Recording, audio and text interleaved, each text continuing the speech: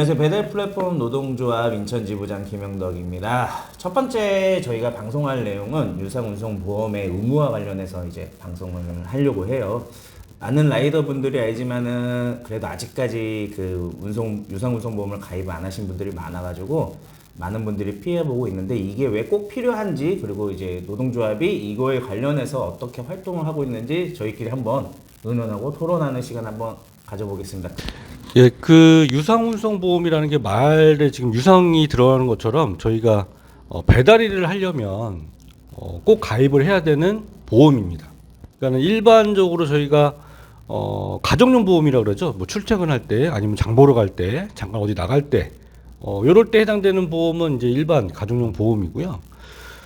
이걸 영업 활동을 하려면은 이 유상운송보험을 꼭 들어야 돼요. 그래서 배달하다가, 그러니까 영업 활동을 하다가 사고가 나면은 그러면은 이 유상운송 보험으로 처리가 가능합니다. 그래서 이게 다른 업종, 그러니까 화물, 그다음에 택시, 버스 이런 업종들은 유상운송 보험이 법으로 의무화돼 있어요.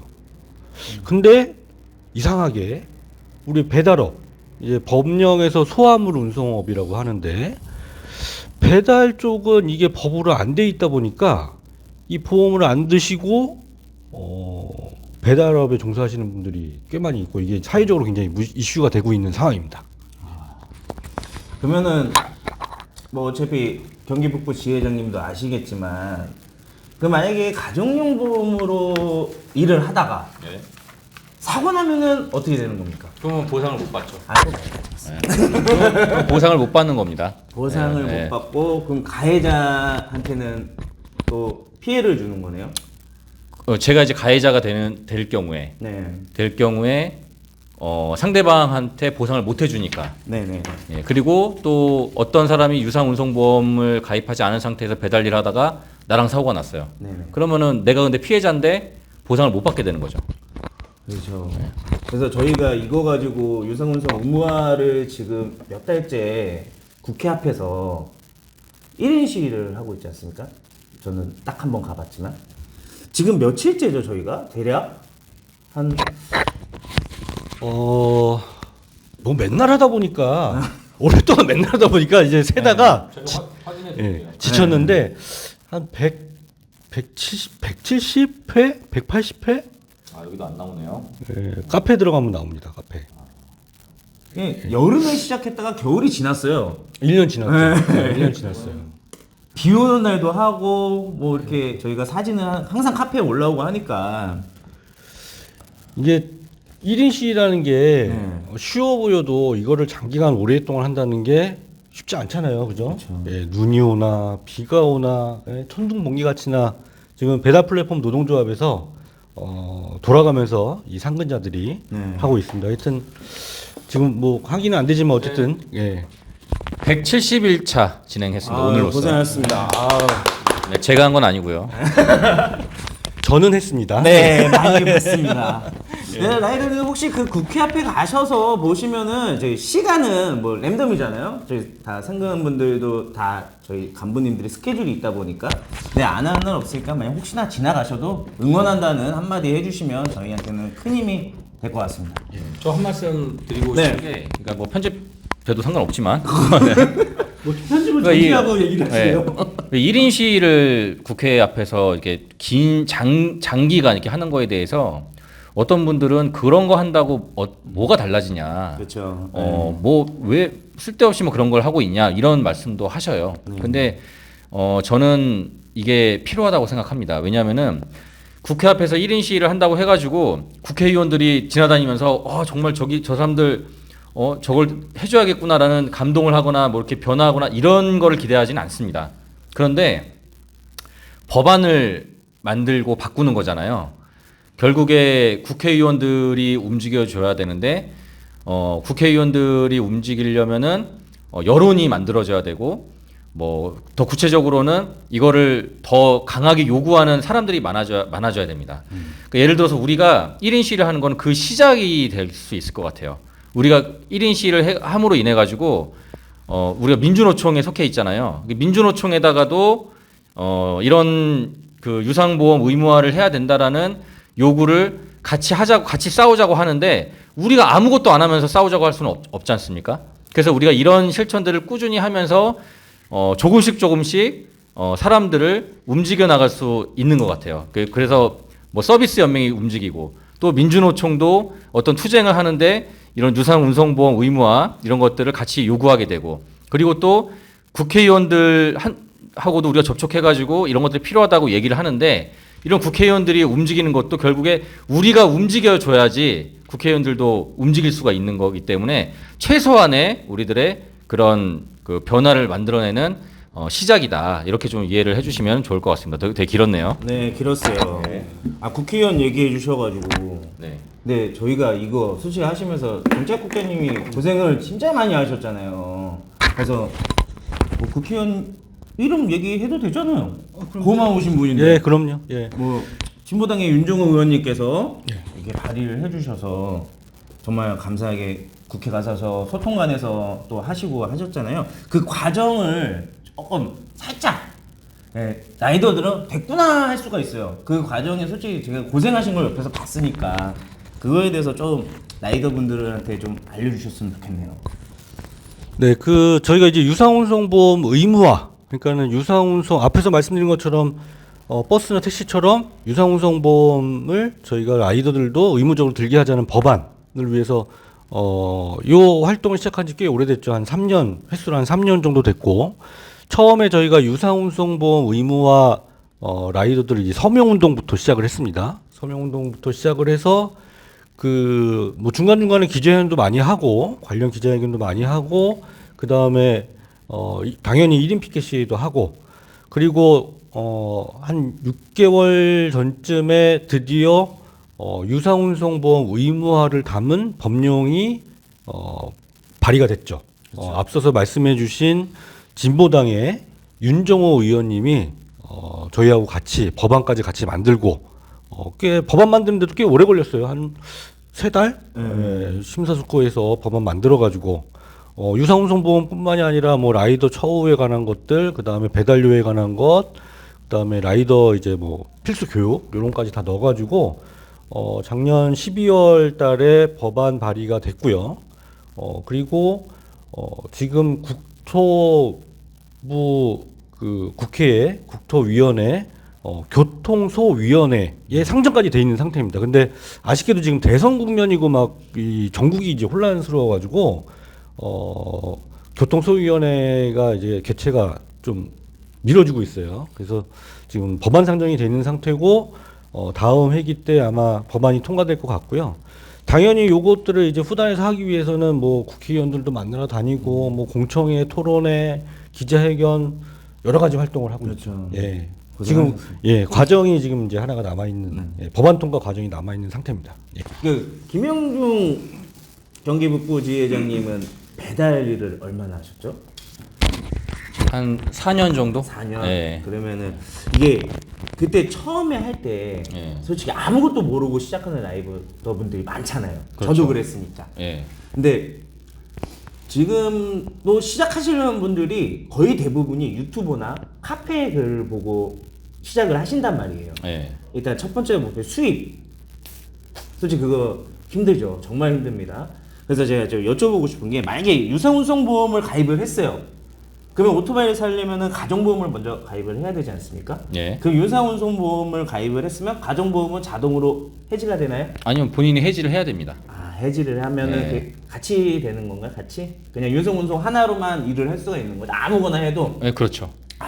모르시는 분이 계실 수 있으니까. 예. 그래서 한번 여쭤봤습니다. 그러면은 유상운송을 가입을 안 하는 이유가 뭘까요, 정책부장님? 첫 번째로는 유상운송보험료 가격이죠. 예, 너무 비싸요. 너무 비싸. 지금 한 4, 5년 전보다 많이 떨어졌다고는 하는데 그래도 비쌉니다. 우리 한 4, 5년 전만 해도 처음 배달일 하시고 연령대가 좀 낮으신 분들은 뭐 500이네, 뭐 700이네, 뭐 심지어는 뭐 800이네 연 보험료가 이렇게 나온 적이 있었거든요. 근데 지금은 많이 떨어졌다고 해도 보통 연령대 뭐 굳이 이렇게 나이가 어리신 분들 말고 20대 뭐 이런 분들 말고 30대, 40대, 50대 뭐 40, 50대들만 해도 보통 처음에 배달 일을 하시면은 2, 300은 기본으로 나오거든요. 연보험료가. 그렇죠. 네, 그러면은 이게 뭐 어떨 때는 또 500만 원 넘기도 하고 그러면은 이게 우리가 뭐 시간당 10,000원도 못 버는데 연간 200만 원에서 심지어는 500만 원까지 내고 배달료를 하기가 힘들죠. 그러다 보니까 가입을 안 하시는 분들이 늘어나고 당연히 이제 그 다음 순위로 중요한 게 의무가 아니니까. 그렇죠. 법으로 의무가 아니니까 안 들어도 되니까 그냥 안 되는 거죠. 맞습니다. 그러다가 이제 사고 나면 이제 뜨끔한 거고 이제 아야 소리 나는 거죠. 결국은 돈이죠, 뭐. 돈이죠.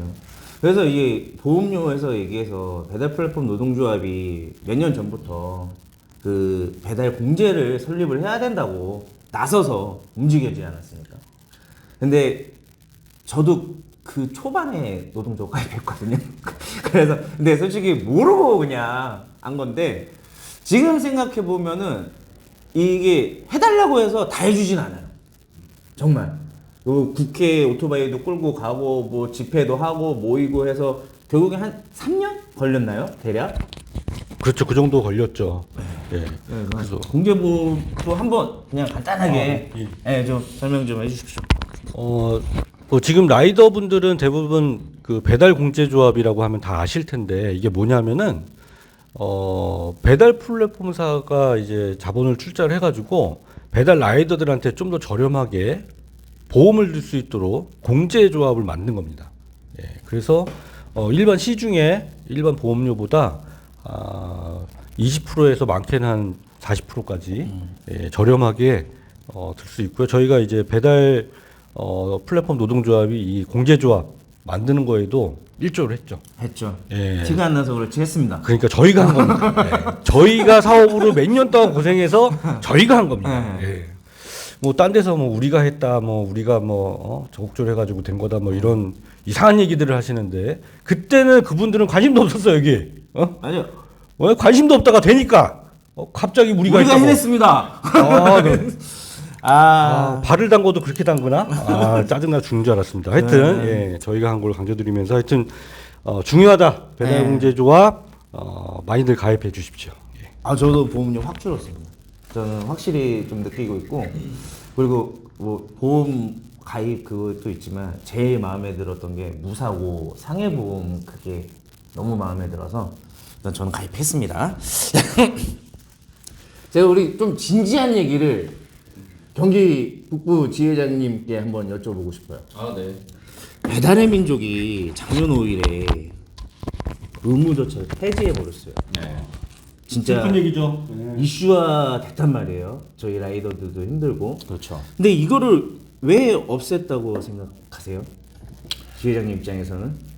그거는 뭐 제 입장보다도 배민에서 정확하게 밝혔습니다. 예, 배달 그 운송 종사자의 진입 장벽을 낮추겠다라고 밝혔고요. 그러니까 쉽게 얘기하면은 최대한 많은 사람들이 배달 일을 할 수 있게 만들어서 폭리를 취하겠다. 단가 내리고 폭리 취하겠다. 요거를 이제는 그냥 본인들 입으로 이야기를 한 거고요. 당연히 배달 종사자들의 안전과 시민들의 안전 이게 제일 중요하지 않겠습니까? 근데 이런 안전은 뒷전으로 하고 자신들의 어떤 그 자본주의적인 논리적 그래서 이익만을 추구하는 그런 행동이었다라고 볼 수 있는 거죠. 예. 맞아요. 이거 근데 또 저희가 이거 이렇게 했다고 가만히 있진 않았어요. 근데 다른 상대분들은 그냥 저희가 가만히 방광했다 이런 거를 막 얘기를 하시면서 근데 좀 이런 말씀을 드리고 싶어요. 그런 자리 한 번만 와주세요. 그럼 같이 좀 라이더들을 위해 좀 으쌰으쌰 좀 하고 해야 되는 모습을 보여야 되는데 저희는 이런 일 터지면 절대 가만히 있지는 않고요. 근데 저희가 언론에 약하다 보니까 이렇게 이슈화가 되지는 않는 것 같아요. 이제 강해질 겁니다. 강해져야죠. 네.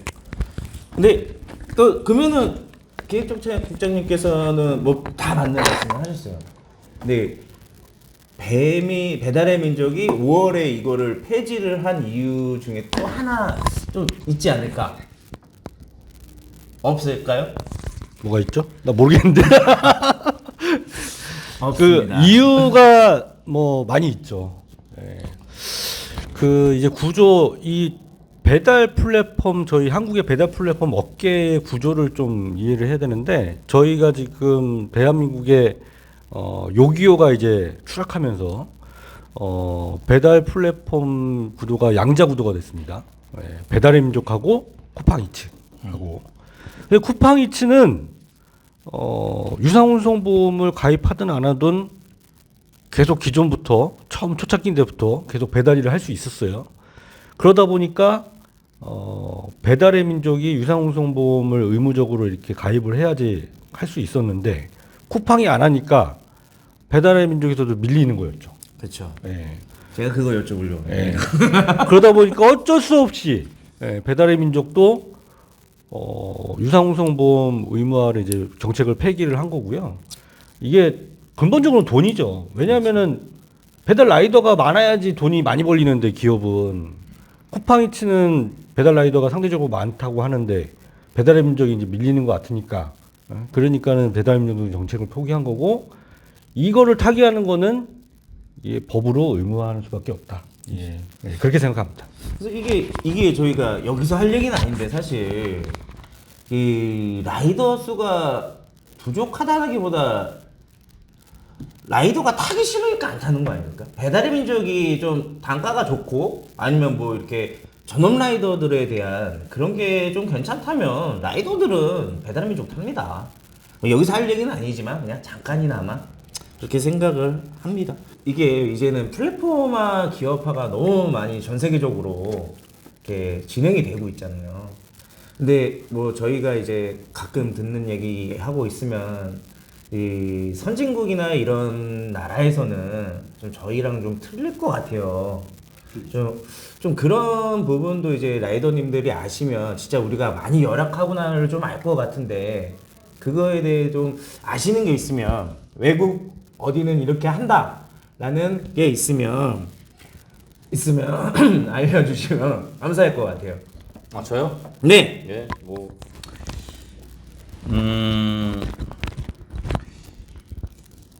외국 같은 경우는 뭐 예를 들어서 독일 같은 경우는 보험 가입이 법으로 의무화가 돼 있어요. 네, 그리고 그 심지어는 회사가 이 보험료 일정 부분을 부담하기도 하고 있고요. 네, 그렇게 좀 좋은 제도가 돼 있고 일본 같은 경우도 법으로 이제 의무화 돼 있고 굉장히 좀 간소화돼 있어가지고 실제 이제 보험 가입률이 유상보험 가입률이 우리나라보다 굉장히 높습니다. 결국에 이제 제도와 시스템이 이제 차이가 난다 이렇게 좀 볼 수가 있는 거고 우리나라도 이런 식으로 좀 많이 좀 바뀌어야 되지 않을까라고 생각합니다. 그 법안 통과될까요, 지회장님? 싸워야죠. 예. 그 노동조합에서 아까도 말씀드린 것처럼 이제 그 국회 앞 1인 시위 네. 하고 있는데 이런 것만으로는 부족하고 여러분들의 이제 제보와 댓글 이런 것도 많이 좀 힘이 됩니다. 보험 관련한 사고 경험이나 의견 같은 거 있으시면은 댓글 남겨주시고요. 뭐 제보 영상 같은 것도 좋을 것 같습니다. 이런 실제 사례들이 많이 모여야지 제도 변화로 이렇게 만들어질 수가 있을 것 같고요. 이런 노력들이 모여서 반드시 통과시킬 수 있다라고 생각합니다. 네, 감사합니다. 오늘 방송에서 그러니까 유상운송보험 개념 현실 문제 제도적 대안을 짚어보았고요. 저희가 이거는 아마 다음에도 또 얘기를 할 문제가 생길 거예요. 왜냐면 사고 사례가 분명 있을 거고 하다 보니까 네, 저희가 계속 얘기를 함으로써 사회적 이슈까지는 안 되겠지만 그래도 저희도 한번 힘을 내서 유상운송 의무화가 될 때까지 한번 다 같이 모든 라이더님들도 저희 좀 도와주셨으면 감사하겠습니다. 일단 방송은 여기서 마치겠습니다. 감사합니다. 감사합니다.